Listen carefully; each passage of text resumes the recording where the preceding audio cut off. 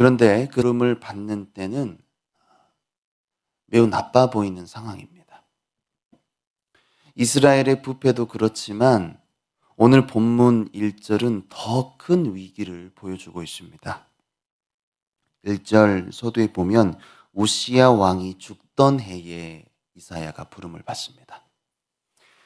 남유다 10대 왕 우시야는 16살에 왕이 된 사람이고요.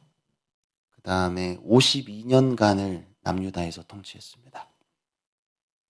아주 긴 통치 기간만 보아도 우시야는 매우 강하고 유능한 왕이었던 겁니다. 어릴 때부터 자라온 사람들은 52년간 자라오면서 다른 왕이 이 나라를 다스린다는 걸 상상도 하지 못했을 것입니다. 저희 한국도 저 태어나기 전이지만 박정희 대통령이 굉장히 오래 대통령을 하셨잖아요. 그래서 그 왕이 대통령이 이렇게 죽었을 때 백성들이 많이 놀랬던 것처럼 그 왕이 죽는다는 건 이스라엘 백성들에게 큰 충격으로 다가왔죠.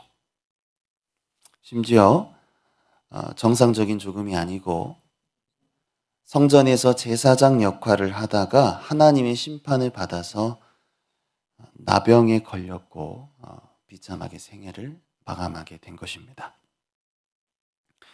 백성은 이스라엘이 망한 거라고 생각을 했습니다. 앞으로 우시와 같은 왕이 다시는 일어나지 못할 거라고 생각했습니다. 그렇게 이사야는 아주 혼란스럽고 어두운 상황 속에서 선지자로 부름을 받은 것입니다. 이사야가 부름받을 때 그가 본 것은 하늘 보좌였습니다. 그곳엔 하나님의 영광과 위엄이 충만했습니다. 하늘 보좌에서 무슨 일이 벌어지고 있었을까요? 먼저 그곳엔 하나님의 영광을 찬양하는 소리로 가득했습니다. 스랍은 히브리어로 사라프인데 그 모습이 불꽃 같다라는 그림으로 시작이 되죠. 하나님의 면전 앞에 있는 고위급 천사로 이 스랍을 볼 수 있습니다.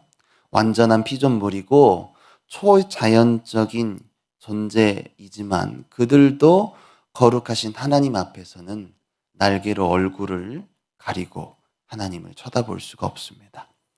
그리고 자기의 발을 가리었다는 건 그들 또한 창조된 피조물임을 암시합니다. 창조된 모든 만물이 심지어 무생물까지도 하나님을 찬양하고 있습니다. 거룩하다, 거룩하다, 거룩하다 세 차례 반복하는 것은 하나님께 대한 최상급 표현입니다. 삼위 하나님께 올려드리는 절대적 거룩함을 의미하고 있습니다. 바로 이 광경을 목격한 이사야의 고백을 우리는 눈여겨보아야 하는데요. 이사야의 고백은 무엇입니까? 화로다 나여 망하게 되었도다. 그는 선지자로 부름받기 전에도 성결한 삶을 살았고요. 또 하나님의 도를 행하는 사람으로 삶을 살았습니다. 그러나 그는 지금 거룩하신 하나님을 배웠습니다. 그가 어떤 삶을 살았든 상관없이 거룩하신 하나님 앞에 자신의 모습을 부정할 수밖에 없었습니다. 나는 입술이 부정한 사람입니다. 하나님 앞에 선 이사야는 완전히 부패하고 죄악으로 가득한 자기 자신의 모습을 보았던 것입니다. 여러분, 이것은 하나님께 소명을 받는 사람의 모습입니다. 소명이 무엇입니까? 하나님의 부르심이죠. 하나님은 선지자를 부르셨던 것처럼 선지자만 부르신 게 아니고 오늘도 하나님의 진리의 말씀을 선포할 수 있는 예수 그리스도의 선지자로 바로 성도들을 부르셨습니다. 베드로전서 2장 9절 말씀입니다. 그러나 너희는 택하신 족속이요 왕 같은 제사장이요 들이요 거룩한 나라요 그의 소유가 된 백성이니 이는 너희를 어두운 데서 불러내어 그의 기이한 빛에 들어가게 하신 이의 아름다운 덕을 선포하게 하려 하심이라. 방금 읽었듯이 하나님은 우리를 아주 깊은 흑암, 조금의 빛 하나 없는 어두움에서 불러내셨다는 겁니다. 예수님은 우리가 세상의 소금이다. 너희는 세상의 빛이다. 라고 말씀하셨죠. 그만큼 이 세상이 썩었고 또 온통 어둠으로 가득하기 때문인 겁니다. 이사야는 5절에서 고백하는데요. 만군의 여호와이신 왕을 배웠음이로다. 그러니까 모든 백성들이 없어서는 안 될 것 같았던 이 우시야 왕이 죽었지만 이사야가 하늘 보좌를 봐보니까 진짜 이스라엘을 다스렸던 건 우시야가 아니라 하나님이셨음을 보았던 겁니다. 진짜 왕을 본 것이죠. 하나님은 성도를 부르실 때 자신이 의지하던 모든 것을 버려두게 하십니다. 왕이신 하나님을 대신할 수 없도록 하기 위해서. 성도는 바로 이 죽음으로부터 하나님의 통치를 받아들일 수 있습니다. 바로 저와 여러분의 우시야가 무엇인지 한번 생각해 보아야 되는 대목이죠. 둘째로 하늘에서는 어전회의가 진행되고 있었습니다. 하나님은 말씀을 대언할 한 사람을 찾으셨는데요. 여러분 8절을 같이 한번 읽어보겠습니다. 내가 또 주의 목소리를 들으니 주께서 이르시되 내가 누구를 보내며 누가 우리를 위하여 갈고 하시니 그때 내가 이르되 내가 여기 있나이다 나를 보내소서 하였더니 이사야는 하나님께 대답합니다. 내가 여기 있나이다. 자신을 부정하게 여겼던 이사야가 어떻게 이렇게 하나님께 대답할 수 있을까요? 그것은 그의 죄가 사함을 받았기 때문입니다. 스랍 한 명이 제단에서 가져온 불타는 숯을 이사야의 입술에 대었습니다. 네. 이것은 레위기 16장에 나오는 속죄일 규례인데요. 그럼 레위기 16장 12절부터 13절을 보게 되면 이 숯불은 성소 안에서 속죄 제사를 집행하는 대제사장을 죽지 않도록 하기 위해 연기를 내주는 역할을 합니다. 그래서 이 연기가 지성소 안에 가득하면 대제사장이 죽음을 면할 수 있습니다.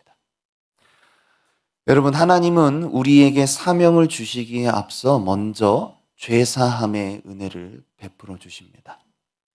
그래서 내가 예수님을 믿고 그분의 십자가의 보혈의 공로로 죄사함을 받은 거듭난 주의 백성이라면 우리는 반드시 사명을 받은 존재들이라는 거죠.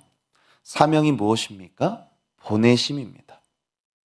하나님은 나 혼자 신앙생활 잘 하도록 부르시지 않았습니다. 나 혼자 교회 잘 다니고 나 혼자 열심히 하고 그러라고 신앙생활 잘한다고 하나님은 인정하지 않으십니다. 말씀을 전하고 가르치는 이 예외 없는 사명을 모든 성도에게 주셨음을 우리는 기억해야 합니다. 그렇다면 이사야가 전해야 했던 말은 무엇일까요? 그것은요, 애석하게도 백성들이 들어도 깨닫지 못하는 말씀이었습니다.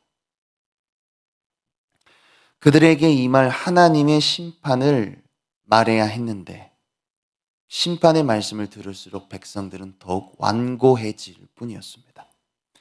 그런데도 왜 전해야 됐을까요? 여러분, 듣지 않을 건데 왜 전해야 할까요? 하나님의 심판은 감정적인 결정이나 또 어느 날 갑자기 분노가 치밀어서 임하는 징벌이 아니라는 걸 그들이 알아야 되기 때문입니다. 그들이 심판을 받아 마땅한 사람들임을 공의로우신 하나님이 알려주시기 위해서입니다. 예수님께서도 천국 비유를 마태복음 13장에 말씀하시면서 이사야 이 말씀을 인용하고 있는데요. 마태복음 13장 14절 15절입니다. 이사야의 예언이 그들에게 이루어졌으니 일렀으되 너희가 듣기는 들어도 깨닫지 못할 것이요 보기는 보아도 알지 못하리라. 이 백성들의 마음이 완악하여져서 그 귀는 듣기에 둔하고 눈은 감았으니 이는 눈으로 보고 귀로 듣고 마음으로 깨달아 돌이켜 내게 고침을 받을까 두려워함이라 하였느니라. 그러니까 이것을 보게 되면 하나님은요, 구원을 베푸시기 위해 말씀을 하시기도 하지만 동시에 심판대에 앉은 판사로서 심판을 최종 선고하시려고 말씀하신다는 것을 알게 됩니다. 그러니까 이 자리에 우리가 다 같은 외적인 부르심을 받지만 성령의 역사를 경험하고 내적인 부르심을 받는 사람은 모두가 아닐 수 있다라는 말씀입니다. 그들은 하나님의 말씀을 끝까지 듣지 않음으로 심판을 받습니다. 그러니까 듣긴 듣지만 끝까지는 듣지 않습니다. 그리고 더 이상 듣지 않을 겁니다. 하나님은 그들이 깨닫고 돌아오는 척 하지 못하게 하실 겁니다. 마음의 변화 없이 하나님께 돌아와서 또 하나님의 말씀을 듣지 못하고 깨닫지 못해서 결국에는 그 신앙의 끝이 하나님의 명령을 다시 거스르고 완악한 마음으로 하나님을 또다시 배반할 것이기 때문에 하나님이 그들의 마음을 완악한 대로 내버려 두시겠다는 겁니다. 사랑하는 여러분, 복음은 무조건적인 사랑만을 전하는 게 아닙니다. 복음은 잘 읽어보면 심판부터 말하고 있습니다. 세례 요한도 그랬고 예수님도 그랬고 회개를 먼저 외쳤죠.